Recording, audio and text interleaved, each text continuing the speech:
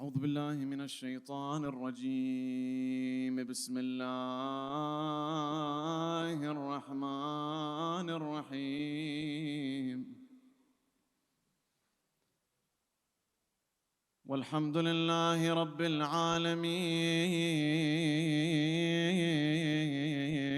وصلى الله على سيدنا محمد. اللهم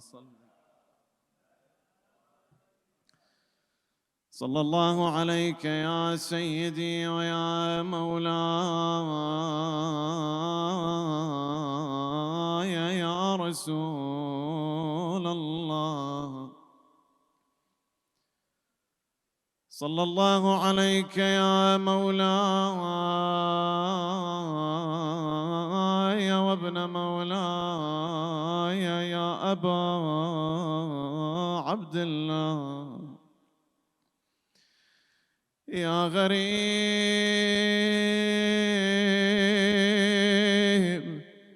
يا مظلوم،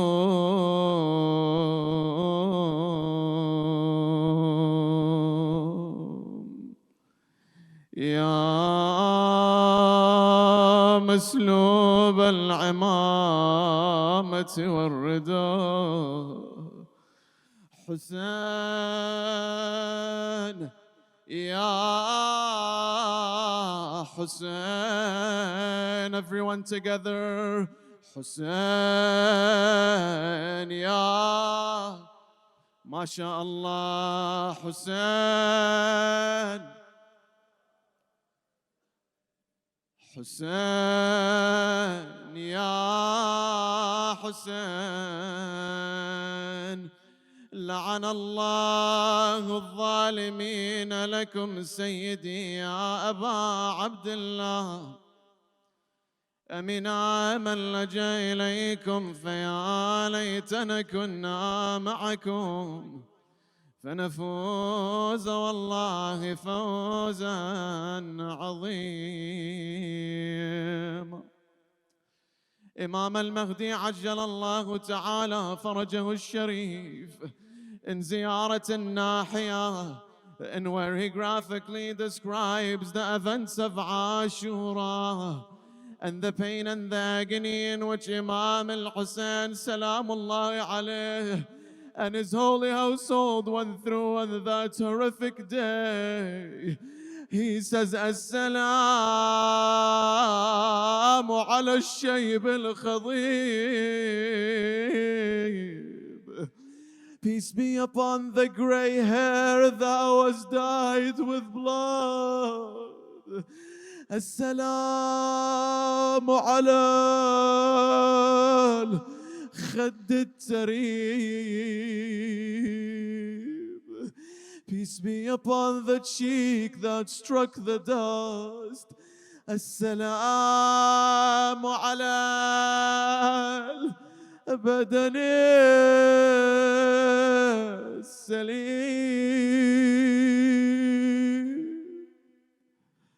Peace be upon the butchered body of Aba Abdullah.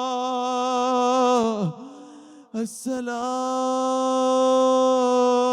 على الثغر المقروع بالقضيب.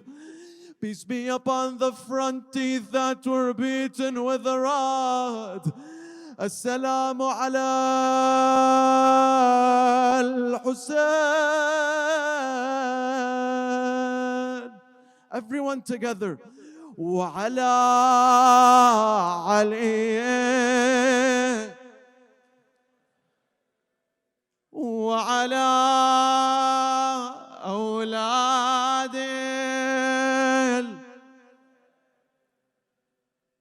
وعلى أصحاب الحسين وعلى عقيلة الحسين زينب وعلى أخيها وكافلها أبي الفضل العباس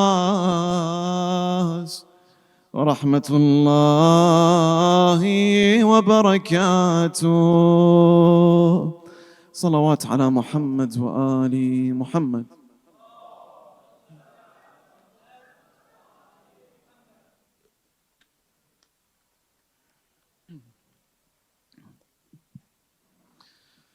أعظم الله أجورنا وأجوركم بمصابنا بسيدنا مولانا أبي عبد الله الحسين صلوات الله وسلامه عليه، وجعلنا الله وإياكم من الطالبين بثأره مع وليه المنتظر القائم من آل محمد صلوات الله وسلامه عليهم أجمعين. اللهم صل. Allah subhanahu wa ta'ala says in the Holy Quran, in Surah As-Saf, verse number 9, Bismillah ar-Rahman ar-Rahim, هو الذي أرسل رسوله بالهدى ودين الحق ليظهره على الدين كله ولو كره المشركون. Allah subhanahu wa ta'ala is telling us through this verse that He is the one who has sent His messenger Rasulullah sallallahu alayhi wa alihi with the religion of truth to manifest it over the rest of the religions, although those who associate others with Allah subhanahu wa ta'ala will dislike it. Every night in Muharram, if you've been listening attentively, you'll hear me recite these lines. أعظم الله أجورنا وأجوركم بمصابنا بأبي عبد الله الحسين صلوات الله وسلامه عليه. We are offering our condolences to Sayyid al-Shuhada, Abi Abdullah al-Hussein. We are commemorating the martyrdom of Sayyid al-Shuhada, Salamullahi alayh. We are offering our condolences to none other than Imam Al-Mahdi Ajjalallah Ta'ala Farajahu al-Sharif. He is Sahib al-Aza. He is the one who we offer this condolences to. He is the one who in these days and in these nights is crying, as he says in his ziyarah, badal ad-dumu'i dama. He's crying blood instead of tears on his grandfather Sayyid al-Shuhada, salawatullahi wa salamuhu alayhi. These beautiful lines in which we recite every single night are handed to us by Imam al-Baqir salamullahi alayhi. As one time one of the companions, he goes to the Imam salamullahi alayhi and he tells him, how do we console one another? What do we say to one another in Muharram? The Imam salamullahi alayhi, he tells him, say this: أعظم الله أجورنا وأجوركم بمصابنا بأبي عبد الله الحسين وجعلنا الله وإياكم من الطالبين بثأره مع وليه المنتظر القائم من آل محمد.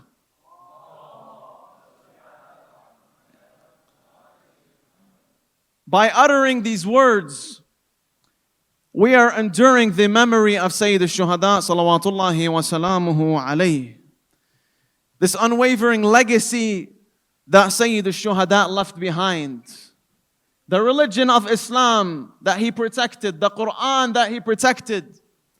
We are asking Allah subhanahu wa ta'ala to make us from those who will avenge Sayyid al-Shuhada with his avenger. Who is his avenger? It's not a Marvel character. It's not Spider-Man. It's not Iron Man. It's the Imam of our time, Sahibul Asri wa Zaman. May Allah hasten his reappearance. He is the one who is going to avenge Abi Abdullah al-Hussein. And he is the one who is going to raise the banner of Hussein and the companions of Hussein and the family of Hussein. And he is the one who is going to bring peace and justice to the world after it is filled with tyranny and oppression. It is the Imam of our time. It is Imam Al-Mahdi. Imam Al-Mahdi, the Imam who we love. Imam Al-Mahdi, who no one knows where he resides, where he lives, where he sits, where he stands, where he eats.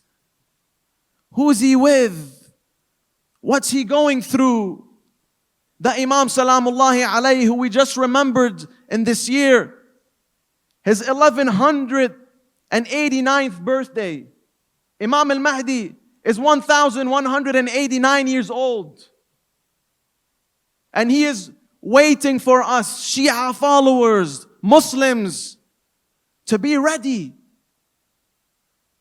to pray for his reappearance, to show the Imam Salamullahi alayhi that we are ready, that we are your Shia, that we love Allah subhanahu wa ta'ala, that we are on the path of truth, that we are united, we are together.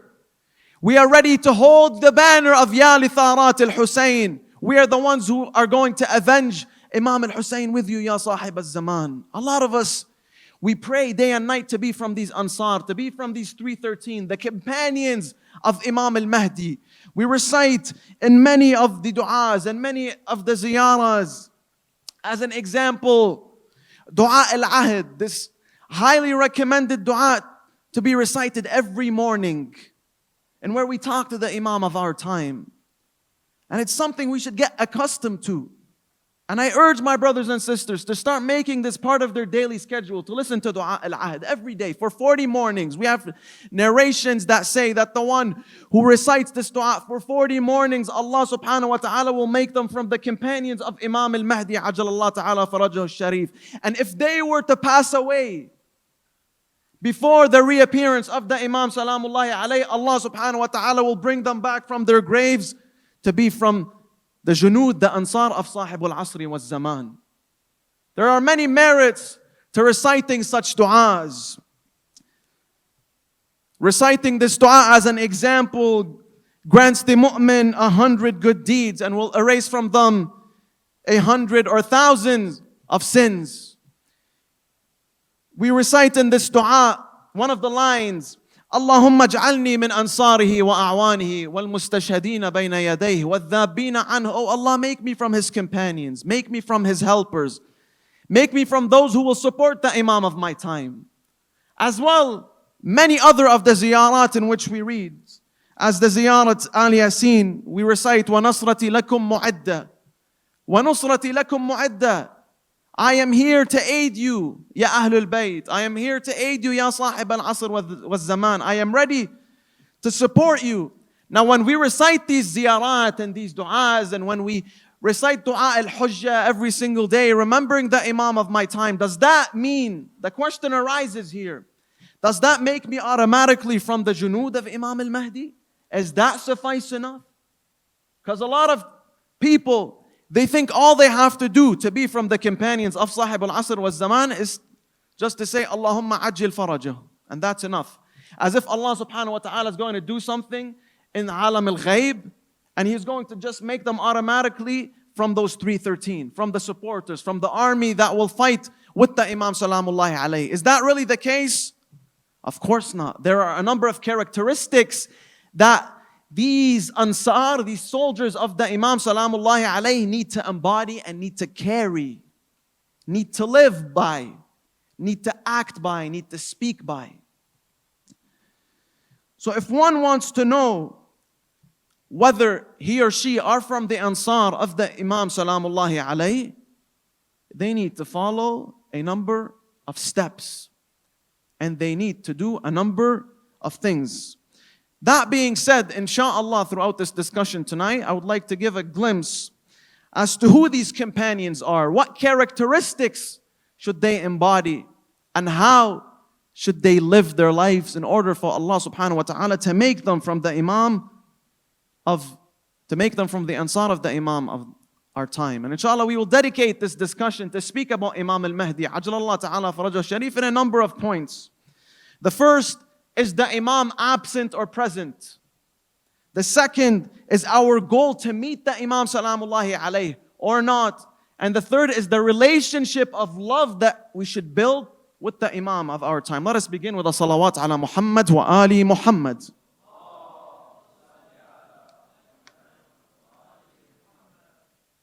The first question is the Imam absent or present?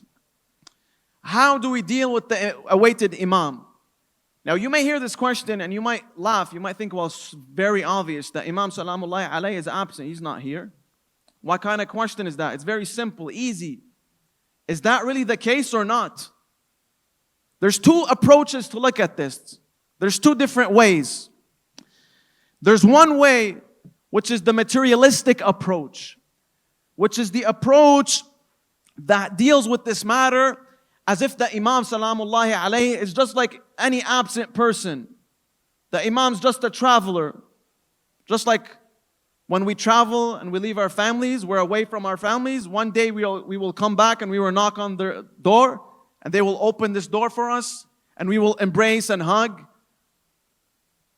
A lot of people, when they look at the Imam, they look at the Imam from the materialistic aspect. Well, he's not here. The Imam Salamullahi alayhi is not physically present between us. The Imam Salamullahi alayhi cannot be seen. The Imam Salamullahi alayhi cannot be felt. They focus on the materialistic aspect, on the physical aspect. That's why a lot of people, what are the main questions they ask when it comes to the issue of Imam Al-Mahdi, Ajjallahu ta'ala farajah al-Sharif? The most common question is what? What are the signs of the reappearance? How does the Imam look? What's the Imam going to do when he comes back? What weapon will the Imam carry? Will the Imam have the sword of Dhul Fiqar with him or not? How's the Imam going to dress? We focus so much on the physical aspect and we forget that the Imam Salamullahi alayhi is actually present between us. Now this is one way of looking at it. People who limit the Imam Salamullahi alayhi, people who just look at the Imam Salamullahi alayhi based on the zahir, based on the appearance. And just because we cannot see him, and we as human beings, because of the way we are created, and especially for those who do not have this proper belief and faith in Allah subhanahu wa ta'ala, and the belief and tawakkul, the trust in Allah azza wa jal, in alam al-ghayb, that Allah subhanahu wa ta'ala has something that is beyond my comprehension. I am limited. In the end of the day, this aql of mine, Allah subhanahu wa ta'ala gave me it with specific capabilities. There's behind this world, behind this realm, there's a metaphysical world that I cannot see, that I cannot feel. This is the way we need to look at it. The Imam Salamullahi alayhi, who said he is not present? Who said he is not here? You have this perspective looking at the Imam from the materialistic approach. And then you have a different perspective looking at the Imam from a spiritual way. Looking at his imamah, looking at his leadership, looking at his values, looking at his teachings. The Imam is not physically present, yes. But the Imam Salamullahi alayhi is spiritually there. The teachings of the Imam are there. Every single night in Muharram we speak about narrations from the Ahlul Bayt. We speak about verses from the Quran. This is given to us through the Imam Salamullahi alayhi. The stories we learn from Karbala through the Imam Salamullahi alayhi. So his imamah, his role, his leadership is not just limited to him physically being here. And this is something that we need to keep in the back of our minds. That the Imam Salamullahi alayhi is present. That the Imam Salamullahi alayhi is here. That we can see the Imam through our hearts. We may not be able to see him physically through the naked eye. But we can feel his presence if we connect with him. If we connect to Allah subhanahu wa ta'ala. If we are doing what is required for us and building this connection with the Imam, we can feel his presence. And we can have certainty in it as well. So there's two different ways to look at it. Is the Imam absent? Physically, the Imam's not here. But spiritually, the Imam's around us. And the Imam attends these majalis, as some of the traditions mention. Attends these majalis. Imam Al-Mahdi, Ajjalallahu ta'ala farajah al-Sharif, is between us. But we need to find a way to connect with the Imam Salamullahi alayhi. Sallu ala Muhammad wa ali Muhammad.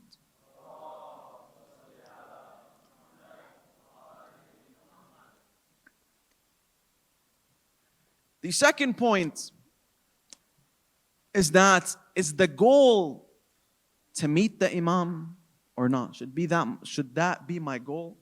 My ambition in this life? To have an encounter with the Imam? Without a shadow of doubt, everyone's wish, everyone's ambition is to meet the Imam Salamullahi alayhi. Is to be in the presence of the infallible. Just being in his presence, just sitting, not talking, not doing anything, there is barakah. And perhaps through that sitting with the Imam, you may get enlightened. You may change. You may get illuminated by the light of the Imam Salamullahi alayhi. Because this is who the Imam Salamullahi alayhi is, a representative of Allah subhanahu wa ta'ala. Is our goal to see the Imam? And can we see the Imam? Here's another question. Is it possible to see the Imam Salamullahi alayhi in the first place or not? And assuming it is possible, what is this meeting supposed to be like? How should it be? What should I feel? Now, in regards to the first question, is it possible to meet the Imam? Perhaps many people may say it's not. Searching for the Imam is like going to a dead end. You're going to go to a road where at the end of it, there's a door. It's closed. You can't open it. And perhaps some of them used to aid this idea a narration. A narration mentioned in the book of Shaikh At-Tusi in his book Al-Ghaiba, which is regarding the last days of the life of the fourth deputy of the Imam, Muhammad ibn Ali as-Samari or as-Saymari. There's a letter in which the Imam Salamullahi alayhi issued. He wrote with his own handwriting.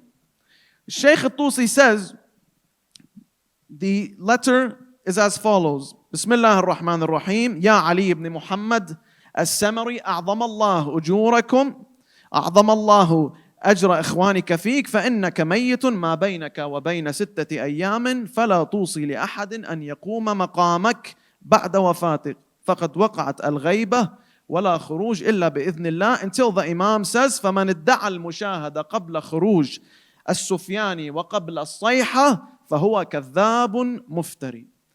The Imam Salamullahi alayhi is telling this fourth deputy of his, he is sending him a letter, O Muhammad, O Ali ibn Muhammad, may Allah increase your reward. In 6 days from now, you will leave this world. You will leave this dunya. It is your death. So complete your work. Complete your task. Finish your mission. And do not nominate any person after you. The system of sufara, of deputies, stops right now. And after your death, we will enter into the time of Al-Ghaiba Al-Kubra, the major occultation, which we are in today. Until the Imam Salamullahi alayhi, he tells him, whoever makes such a claim, he says, in such a period will emerge some of my Shi'as that they will claim that they have seen me or they have taken something from me. Whoever makes such a claim before the advent of As-Sufyani and the heavenly voice, which are some of the signs of their reappearance, is a liar, is an impostor. There is no strength and power save that of Allah, the High, the Great, the Almighty.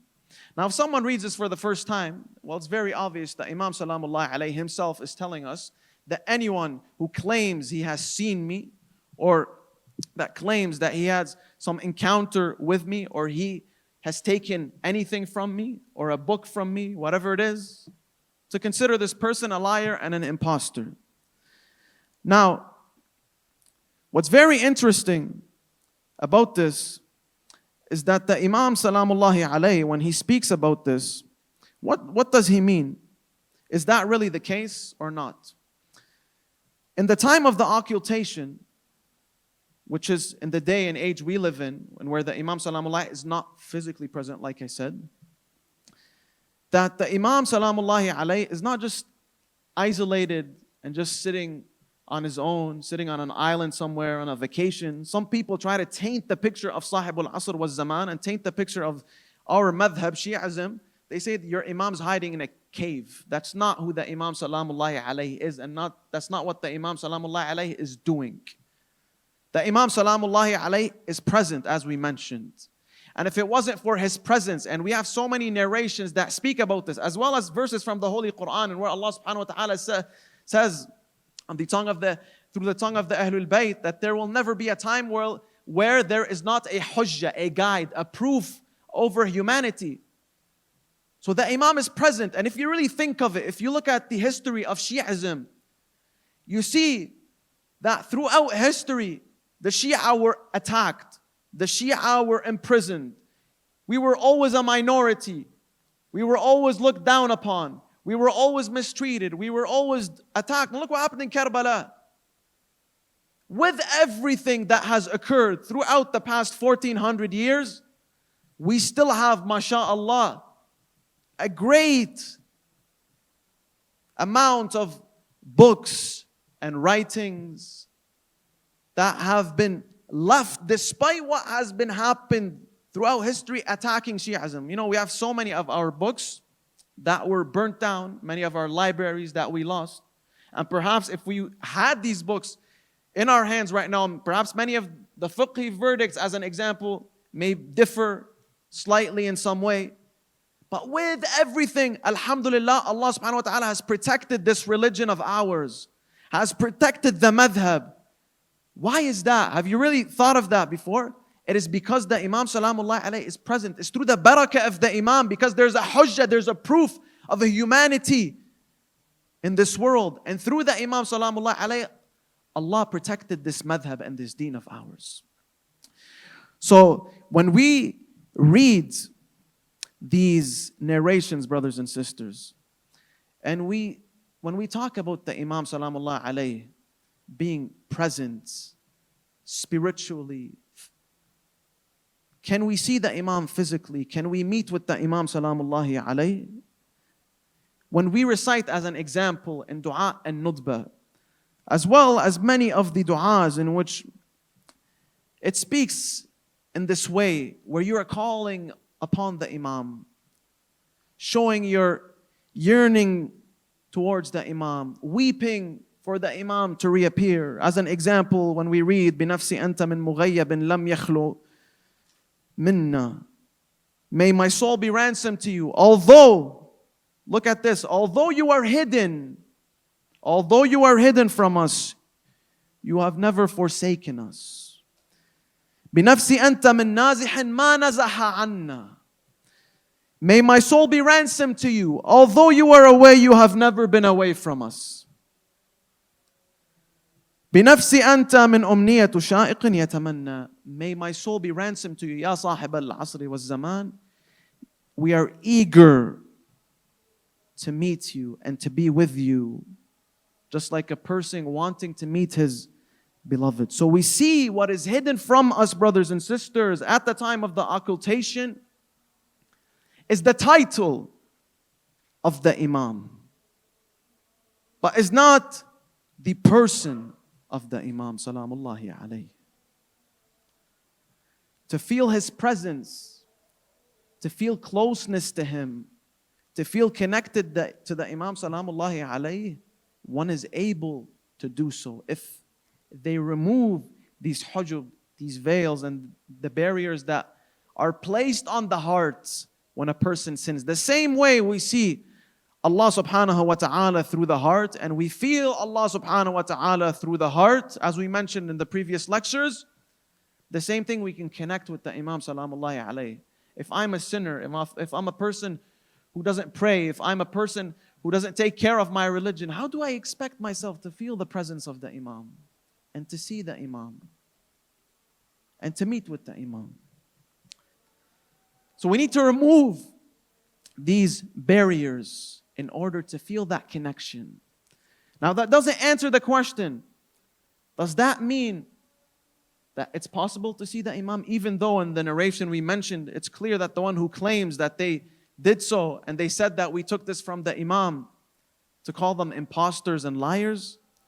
If we look at the history of the Ahlul Bayt alayhim salam, if we look at the history of the Tashayyu' after the time of the occultation of the Imam Salamullahi alayhi, from Shaykh al-Kulayni rahmatullah ta'ala alayhi, until Shaykh al-Saduq, until Shaykh al-Mufid, until Shaykh al-Tusi, these individuals, these four mashayikh who have protected our religion, it's through their books. They're the authors of the four books which we follow, al-Kutub al-Arba'a.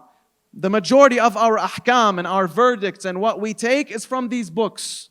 which I urge the brothers and sisters to read some of the narrations, to connect with the narrations. Like I said the other day, in the end of the day, we need to strengthen our knowledge when it comes to the Ahlul Bayt alayhim salam. And the best way to do so is through reading these narrations that were presented to us through the Ahlul Bayt alayhim salam. Nonetheless, if we look at the stories of our ulama and our scholars, and if we read about these stories and what has occurred with a lot of the Shia followers, not only ulama, pious Shia followers who had taqwa, who had God consciousness, who followed the Sharia law accordingly, they would all tell you of a personal experience or a personal encounter they had with the Imam Salamullahi alayhi. And these ulama and these pious people, they have narrated to us so many of these stories to a level where it reached tawatur. And tawatur is a term that we use in hadith, which means what? If a report or an incident or an idea has been presented to us through various different sources, from various ways, from different books, people from different eras, from different times, where you know that there is no way that these two were talking together and making this a lie. From different times, the multiplicity of these reports makes the individual reach a level of certainty, which you know that this incident for a fact it happened. Just like the incident of Ghadir as an example. The incident of Ghadir, it reached a level of tawatur. There is no way that the incident of Ghadir did not occur when Amir al-Mu'mineen Salamullahi alayhi was appointed as the caliph by Rasulullah sallallahu alayhi wa alihi. This was a divine appointment. The number of sources and the number of the narrations there are regarding this is many, and not from our books, perhaps more from the books of Ahlul Sunnah. They have reached a level of certainty. This is what tawatur means. Similarly, in this case, there are so many ulama who had encounters with the Imam Salamullahi alayhi, who have seen the Imam Salamullahi alayhi. One of these scholars is Sayyid Mahdi Bahr al-Ulum, who, if you read about him, he was known as the marji', the alim, who had this special connection with the Imam Salamullahi alayhi. There's a very interesting story that it is said about him. That one time, Sayyid Mahdi Bahr al-Ulum, rahmatullah ta'ala alayhi, when he was studying in the seminary, one of his colleagues, which is Al-Mirza al-Qummi, which is a very, very big scholar, they used to study together and they used to do mubahatha together, and they went their separate ways later on in life. And Sayyid Al-Mirza al-Qummi became a very big scholar. Sayyid Mahdi Bahr al-Ulum was not there yet. In terms of knowledge, Mirza al-Qummi was a more knowledgeable scholar. Now, something happened as time passed by. Mirza al-Qummi goes to one of the villages in where Sayyid Mahdi Bahr al-Ulum was present in, and he would hear about this alim everyone's talking about, this scholar. He asks for his name, they tell him, Mahdi Bahr al-Ulum. They used to call him before Sayyid Mahdi, until they gave him this title, Bahr al-Ulum. Bahr al-Ulum in Arabic means the ocean of knowledge. It was given to him after years passed by. He's like, who's this ocean of knowledge? I want to meet him. He goes to him. He sees it's Sayyid Mahdi. I know you. We used to study together. We used to be together. We used to do mubahatha together. What happened to you, mashallah? How do you reach this level? Is there something that occurred? Tell me your story. I would like to know. He tells him, one time I was in Masjid al-Sahla, and I was praying to Allah subhanahu wa ta'ala, and I was calling upon the Imam of my time. May Allah hasten his reappearance. And it is as if I saw something. I don't know what it was, if it was real or not. It was a vision. As if the Imam Salamullahi alayhi, there was a light that came to me, and it touched my heart. It just touched me. After that moment, after that encounter, I just felt that I was given knowledge. Subhanallah. I felt as if something has happened to me. And from that point on, my life changed. This is one story. Sayyid Mahdi Bahr al-Ulum as well. It is said that one time on the day of Ashura, He was in Karbala and they were mourning Imam al-Hussein salamullahi alayhi. And there was a group of people performing the ziyarah. And they were running, they were performing this run, which is known in this day and age as Raqdat Tawarij. And they saw that the Imam, that Sayyid Mahdi Bahr al-Ulum, all of a sudden, he takes off his amama, he puts it aside, and he just joins this crowd. And he starts jogging with them in this way. They look at him, Sayyidina, what's going on? How are you doing something like this? You're a alim, you're a sheikh. I don't think it's appropriate. Why are you walking like this? You're running in this way. He tells them, Wallah, only if you know what I just saw right now. I saw that the Imam Salamullah alayhi was present between these people. And the Imam was the one leading them.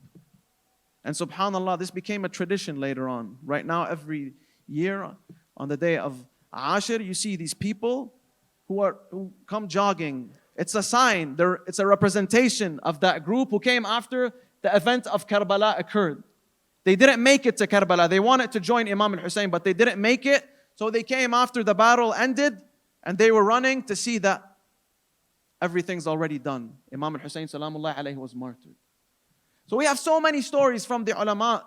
May Allah bless their souls that it is possible to connect with the Imam. Then what is meant by the narration, by the letter that Shaykh al-Tusi put in his book? What does it mean when the Imam salamullah alayhi personally says that I do not want anyone to say they have seen me or had an encounter with me, or anyone who has done so call him an imposter? What is meant by that, and this is what the ulama explain, is that anyone who claims that they are a representative of mine, anyone who claims that I have sent them to do this and to do that and to talk in this and to talk about that.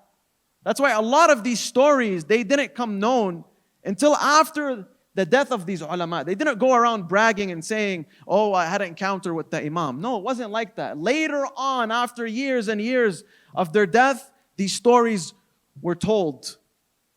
So what is meant by this is, do not go around and tell people that I am the Imam and I am the representative of the Imam. This person, any person who does so, you consider them an imposter and a liar.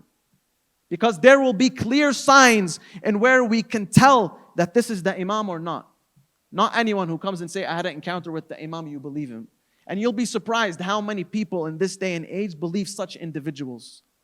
When you have ignorant people going out and claiming that the Imam has sent me. So many examples I can give you. And people are taken by this. Why? Because they don't know that anyone who does so, automatically you call them a liar. Automatically you call them an imposter. Because these representatives, these 4 deputies that the Imam Salamullah alayhi had at the time of the minor occultation, he chose them. He knows who he puts. He knows what they have. He knows the level of knowledge and taqwa they have. Not anyone can reach that level. And you know what's interesting? At the time of the life of the 2nd deputy of the Imam Salamullahi alayhi, there were many people who were knowledgeable, many scholars at that time. One of these scholars was a man named Ash-Shalmaghani. And wallah, if you read about this individual's life, this alim's life, you can make a film out of it. How he started and where he ended. This man, he had a lot of knowledge. He was, the known scholar at that time. And everyone thought, the people, the Shi'as, they thought that the Imam Salamullahi alayhi is going to appoint him to be the 3rd deputy. However, the Imam instead chose Al-Hussein ibn Ruh to be the 3rd deputy. Now this individual, as I mentioned, he was a great scholar, he was a marja. He had a book which is called At-Taklif. This book was in every Shi'a's house back then. The same way right now where we have as an example Minhaj al-Salihin, the book of law, the book of fiqh, which you follow for your marja. As example, Sayyid Sistani Minhaj al-Salihin or Sayyid al-Khu'i. You refer back to this and you see, this is halal, this is haram. Everyone has the book of laws in their house. Or at least we should have the book of ahkam so we can know where to take our ahkam from. If not a physical copy, a PDF copy. Or at least go on the website, see the istifta. How are you going to get this hukum from? This is the way you get the hukum, the ruling. Now, nonetheless, this person claimed to be that he is the third deputy and that the Imam Salamullahi alayhi has appointed him to lead the Shia in this minor occultation. The Imam Salamullahi alayhi, because a lot of people, they joined and they bought it. They thought that he was, knowing how much knowledge he had. And he was a very big scholar, like I mentioned. The Imam Salamullahi alayhi, he sends a letter. And in this letter, he says that Al-Shalmaghani has diverted from the truth. Al-Shalmaghani has left the religion. Al-Shalmaghani is not in the scope of this religion of Islam, and he is not my representative. He is an impostor and he is a liar, and the Imam Salamullahi alayhi cursed him. Imagine being cursed by the Imam. This is what happened to this individual. Not anyone can go around, no matter how much knowledge they have, no matter how much they think they know, no matter how much akhlaq they think they have, in the end of the day, Allah subhanahu wa ta'ala chooses specific individuals to take certain roles. Such roles like being a deputy, a safir from the Imam Salamullahi alayhi, not anyone can take that role and that responsibility.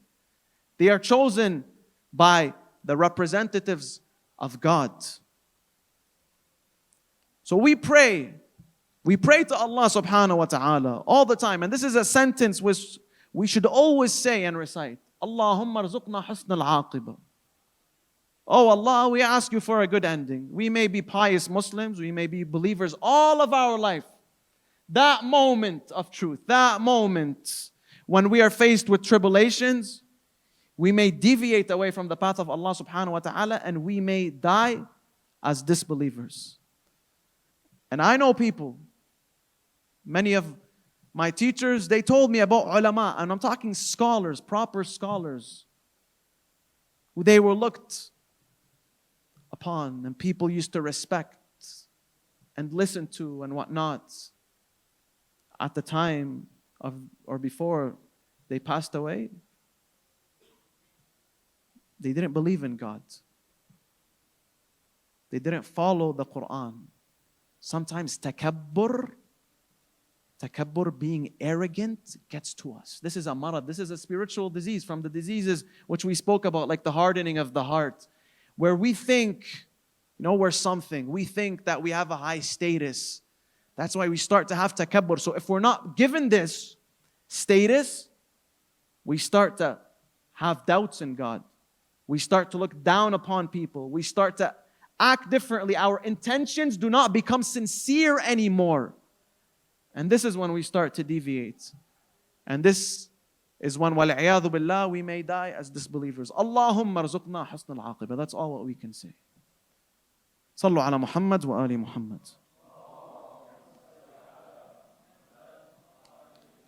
I would like to request from the brothers, if you can please come in to the front, please. Sallu ala Muhammad wa ali Muhammad.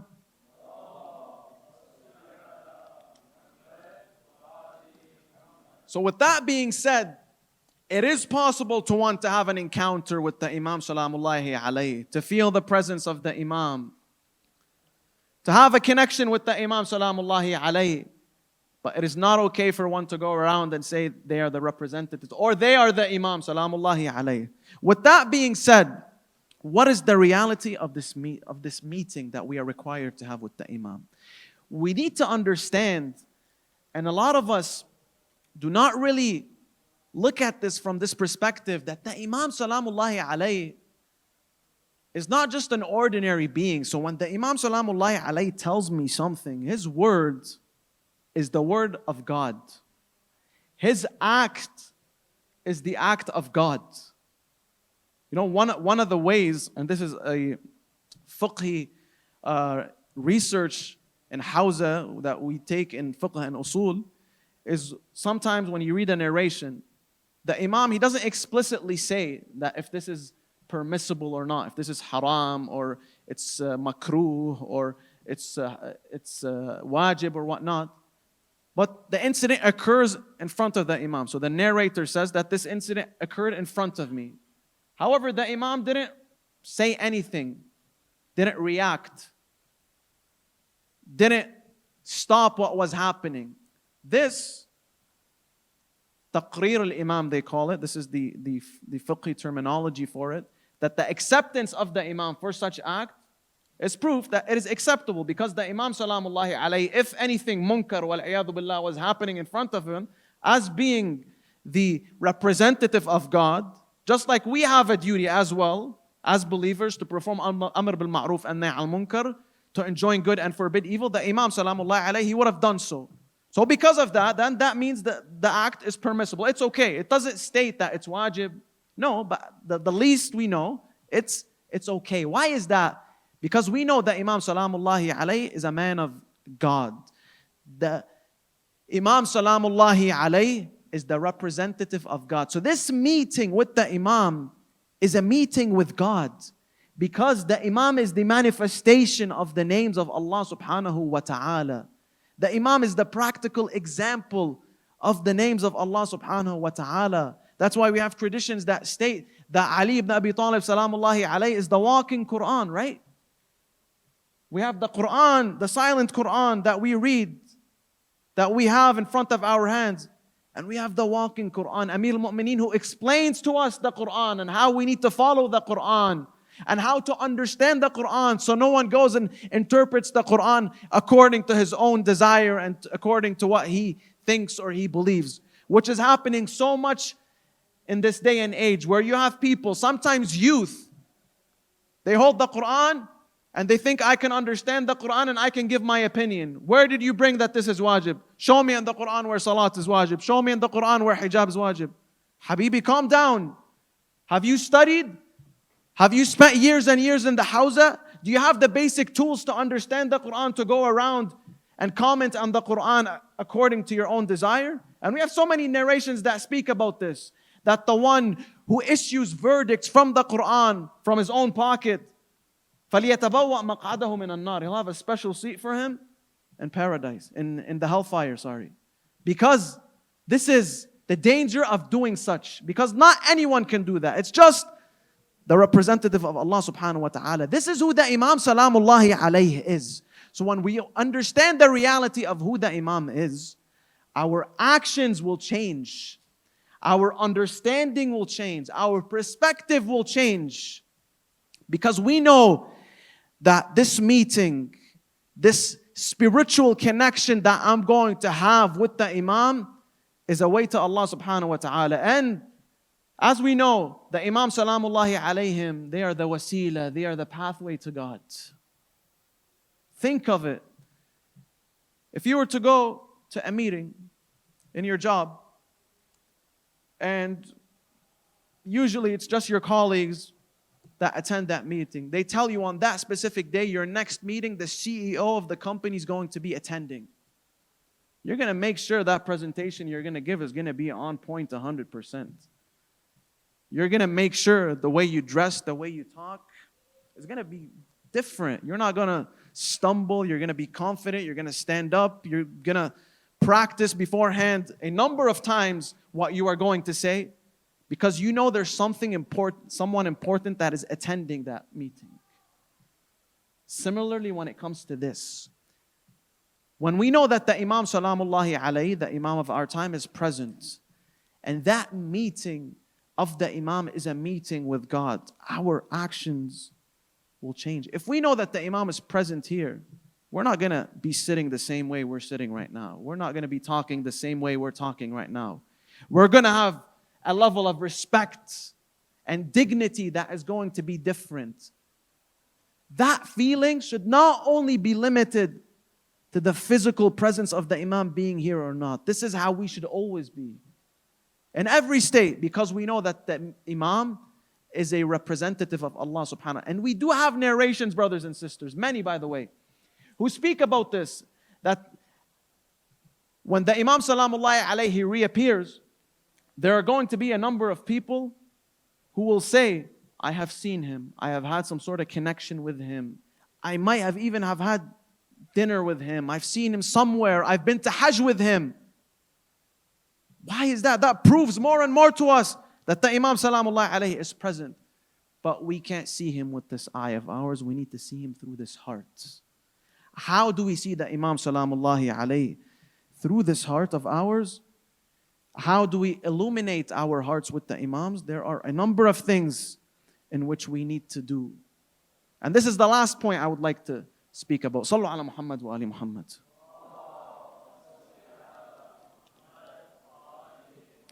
And this is, by the way, a question that one of the companions asked the Imam al-Sadiq Salamullahi alayhi. That how are we going to benefit from the Imam of our time, and he's in occultation, in this ghaiba kubra. And the Imam Salamullahi alayhi, he answers. He says, you will benefit from him the same way you benefit from the sun on a cloudy day. The sun's still there. It's giving us its light, its rays. It's not as strong. It's not as hot. But we feel it. We see it. Similarly, the Imam of our time is like that. His rays, the knowledge, the akhlaq, the traditions, everything, they are there. But we need to use these rays. We need to illuminate this heart of ours through the love of Muhammad wa alu Muhammad.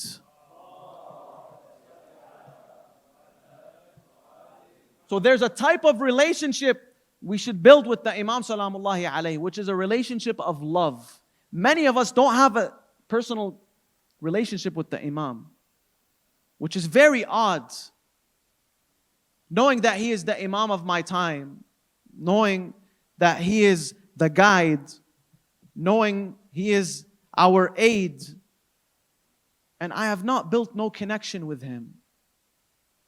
We recite these du'as and these ziyaras that I mentioned, but that's all superficial.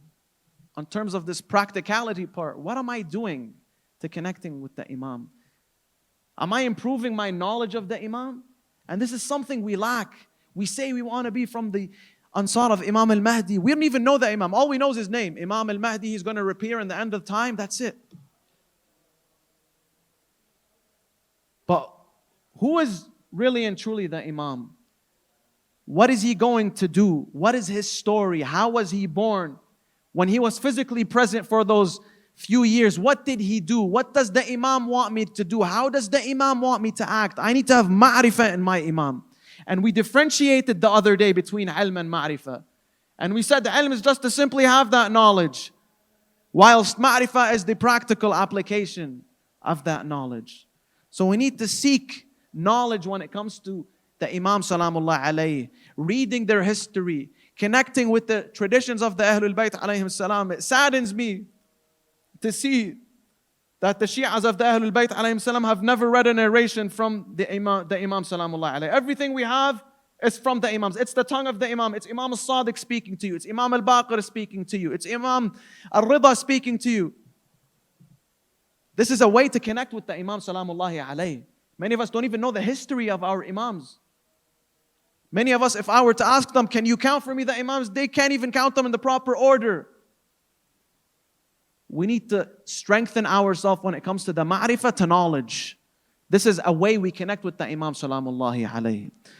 Another way, brothers and sisters, is obviously to purify this heart of ours. In the end of the day, the Imam Salamullahi alayhi, in order for me to have this spiritual connection with him, and I'm a sinner, and I'm a person who doesn't pray, and I'm a person who doesn't wear hijab, and I'm a person who listens to music and drinks alcohol, wal-'iyadhu billah, does all of these ma'asi, how do you expect yourself to have some spiritual connection with the Imam?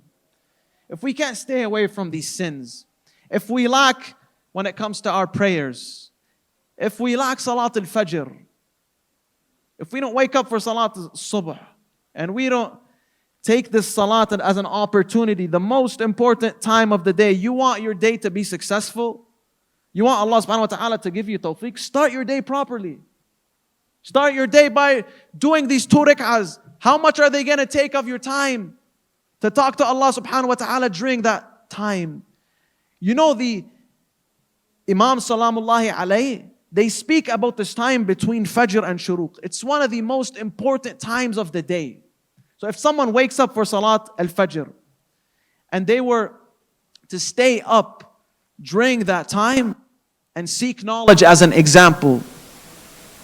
They're gonna have a different experience. That's why it's makruh. It's not recommended for one to sleep during that time between Fajr and Shuruq, because that time is sacred for a person to seek knowledge, to speak to God, to read the Quran, to recite the ziyarah, to build a connection with the Imam Salamullahi alayhi.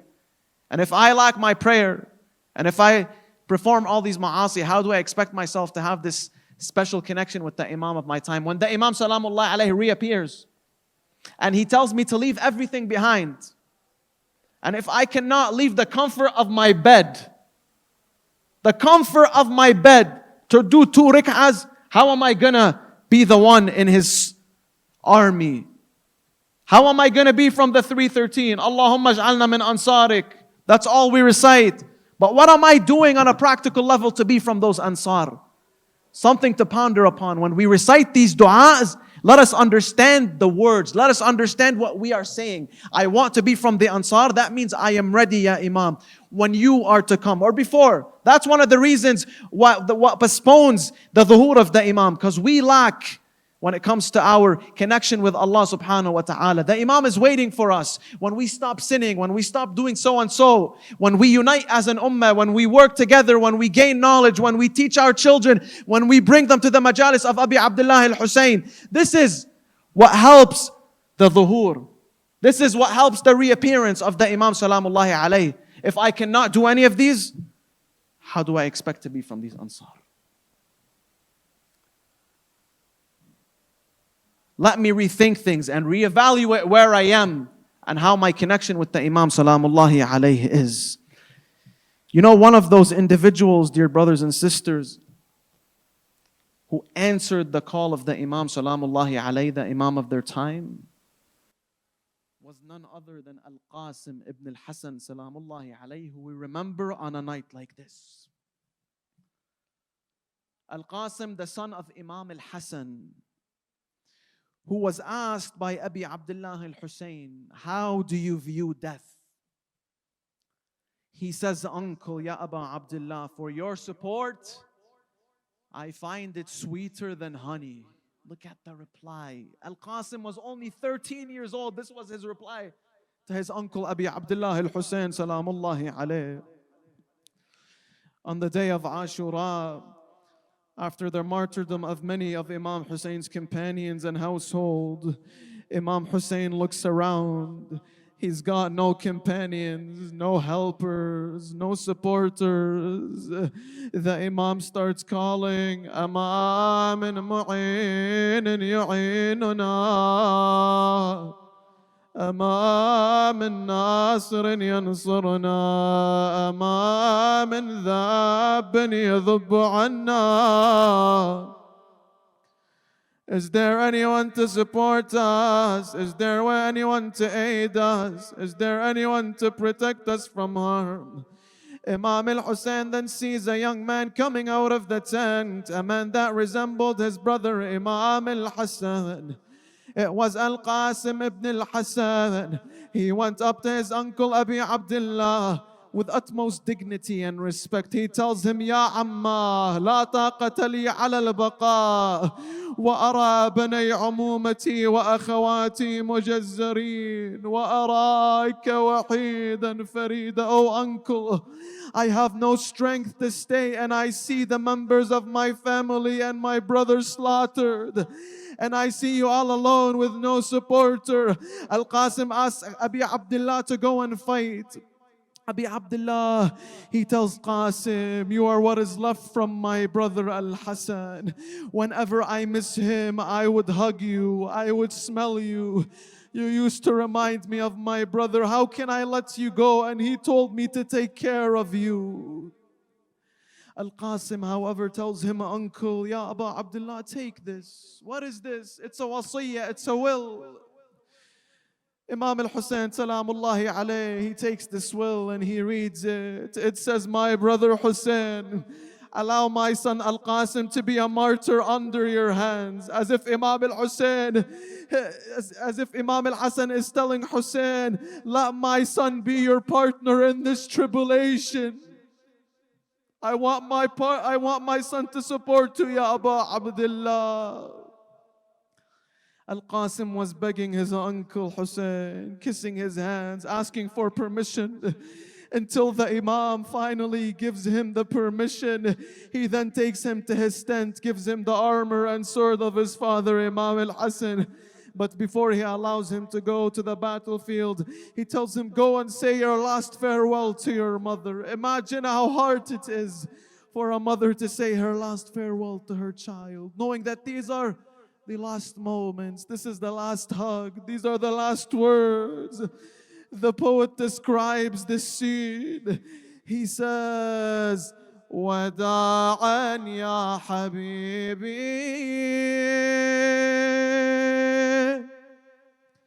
يا كل مالي ونصيبي يا أغلى ما بقالي ذخرت اليوم شبي. Farewell, my beloved. You are my everything and my destiny. You are the dearest thing I have left.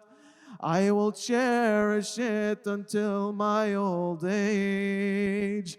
Oh, Qasim, Qasim, Qasim, everyone together. Oh, Qasim, Qasim, Qasim. Oh, قاسم وحملك الوصية سلامي للزكية ولأبوك اللي راح مسموم خذ مني تحية. I entrust you with this testament. Send my greetings to Zahra and to the soul that was poisoned. To my husband Imam al-Hassan, send him my salutations. Oh, Qasim, Qasim, Qasim, let me hear your voices. Oh, one more time. Oh, Qasim. She tells him, oh son, go fight for your uncle Abi Abdullah al-Hussein. Make me proud. Make Fatima al-Zahra proud of you, oh son. Then Qasim goes to the battlefield, fighting like a brave warrior, calling, إن تنكروني فأنا نجل الحسن. صبت النبي المجتبى والمؤتمن. هذا حسين كالأسير المرتغن بين أناس لا سقوا صوب المزن. If you deny me, I am the son of Al-Hassan, the descendant of the chosen prophet, the trusted one. This is Hussein, like a captive held in pledge among people who are not sincere when facing hardships. And then he fights bravely on the battlefield like a brave knight until his shoe gets cut off. So he tries to fix his shoe. He does not want to fight barefoot. Hamid ibn Muslim narrates, so then an enemy of Allah by the name of Umar ibn Sa'd al-Azdi, he wanted to hit Al-Qasim. I told him, oh Umar, why do you want to hit this young man? Why do you want to kill this handsome little man? Leave him alone. Umar ibn Sa'd al-Azdi, he tells him, I am going to kill him and break the heart of his uncle Abu Abdullah al-Hussein. Umar ibn Sa'd al-Azdi heads towards Al-Qasim, Ya Mu'minun. He then strikes him with his sword on his head until Qasim falls on the ground. He calls, Assalamu alayka ya Ammahu ya Hussein.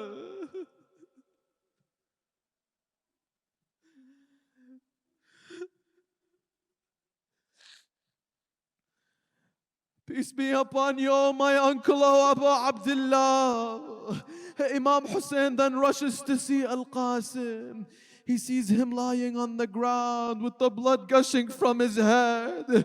He tells him in a heartbreaking voice, Bunay Qasim, Azza wallah ala ammika an tad'uhu fala yujibuk. أو يجيبك فلا يعينك أو يعينك فلا يغني عنك. By Allah, it is hard for your uncle that he could not come to your aid when you called him. Or can he answer you? Or even if he can answer you, he cannot be of benefit to you. May Allah have mercy on you, O Qasim. And then Qasim leaves this dunya on the chest of Abi Abdullah al-Hussein. Everyone together, wa Qasima, wa Shahida, wa Qasima. والله بكونا يا جاسم ايش بيدي والله يا ريت السيف قبلك حز وريدي هان لكم تخلوني وحيدي وعلى خيامي يا عم القوم تفتر you leave me all alone يا قاسم. All of my companions have left me. Abu Abdullah carries him back to the tent. He puts the body in the tent. And then his mother Ramla comes to the body. May Allah help Ramla. Imagine this scene. A mother on her dead son's body. Sa'ad Allah qalb ummahu Ramla. She sees his body. ألقت نفسها عليه منادية وولدا وقاسما وحبيبا. Oh my son Qasim, oh my beloved oh Qasim.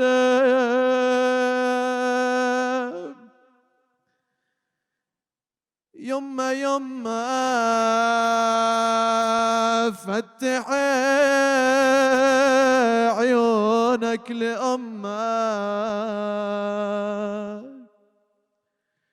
يما يما أنا أريد لصدري أضمك. يما يما امسح جروحك واشمك. My son, open your eyes to your mother. My son, I want to embrace you to my chest. My son, I will wipe your wounds and smell you. والله أنا ردتك ما رد الدنيا ولا مان. والله يا جاسم تحضرني لو وقع حملي. ولا مايل يا ابني يا جاسم خابت ظنوني. ولا مايل وبوقت الضيق يا ابني قطعت بيا. يا وبوقت الضيق يا ابن قطع يا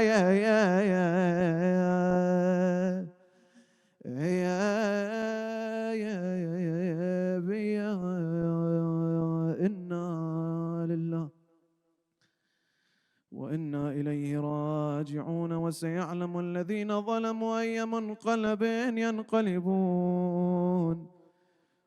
والعاقبة للمتقين. السلام عليك يا قاسم بن الحسن.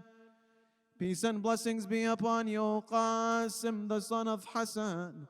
ورحمة الله وبركاته. Peace and blessings be upon you, يا سيد الشهداء، يا أبا عبد الله الحسين.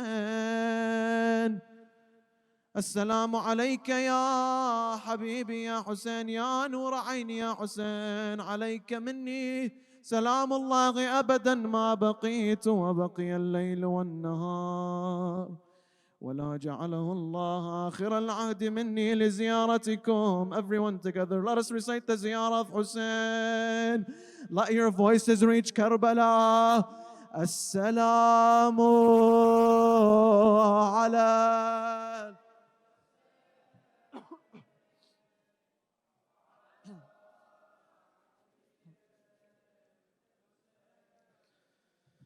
وعلى أولاد وعلى أصحاب الحسين وعلى عقيلة الحسين زينب وعلى أخيها وكافلها أبي الفضل العباس ورحمة الله وبركاته. يا الله. Raise your hands for dua. اللهم إنا نسألك وندعوك بأحب الخلق إليك فاطمة وأبيها وبعلها وبنيها والسر المستودع فيها. يا الله، ما تركت لنا ذنبا إلا غفرته، ولا غما إلا فرجته، ولا سقما إلا شفيته، ولا مريضا إلا وعافيته. اللهم وفقنا لمراضيك، جنبنا من معاصيك، ارحمنا برحمتك الواسعة يا أرحم الراحمين. May Allah subhanahu wa ta'ala cure all our sick ones. Ya Allah, bihaqqi Ali Karbala Zain al-Abidin. There are some brothers and sisters who have requested for us to perform dua for them, to cure their sick ones, for Allah subhanahu wa ta'ala to answer their du'as and their hajat. Let us recite the verse 5 times. Bismillah ar-Rahman ar-Rahim. Amman yujibu al-muttarra idha da'a. Amman yujibu Amman yujibu أمن يجيب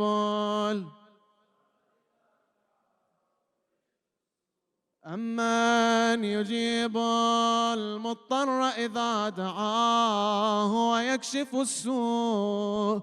اللهم اكشف السوء عنا يا الله. اللهم ارحمنا برحمتك. اللهم عجل لوليك الفرج والنصر والعافية، ونحن في خير منك وعافية يا أرحم الراحمين. اللهم كن لوليك الحجة صلواتك عليه. Talk to the Imam of your time. في هذه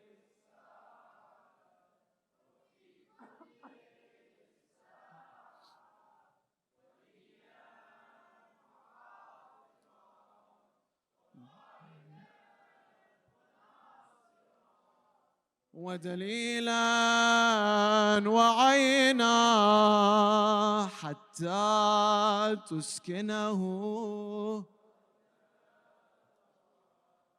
وتمتعوا فيها طويلا برحمتك يا أرحم الراحمين. وصل اللهم على سيدنا محمد وعلى آله الطاهرين. For the souls of all our dead ones, our respected maraja and ulama, everyone who has left this dunya and the love of Ali ibn Abi Talib, let us recite for their souls the Surah Al-Mubarakat Al-Fatiha. But before it, a loud, loud salawat ala Muhammadin wa ali Muhammad.